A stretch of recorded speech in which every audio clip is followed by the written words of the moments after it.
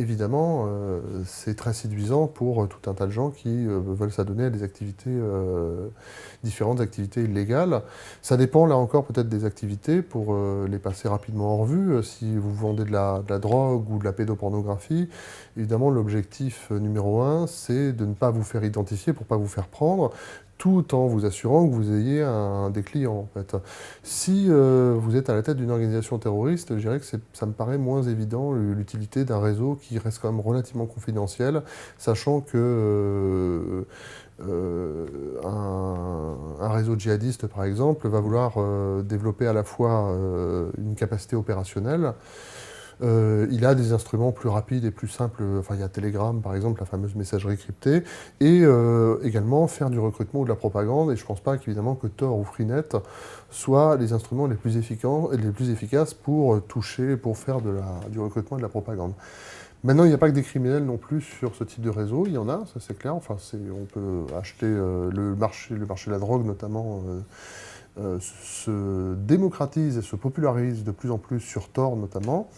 Il y a aussi énormément de choses qu'on trouve sur l'Internet classique, c'est-à-dire des blogs, des sites politiques, des sites de musique, de vidéos, etc. On parlait des armes, de la drogue, du terrorisme, de la pédopornographie, il y a aussi les tueurs à gages. Alors maintenant, la question c'est de savoir, en fait, parce que évidemment, j'ai pas non plus cherché à le savoir, je l'avoue, mais c'est ce qui me vient à l'esprit à chaque fois que j'ai pu voir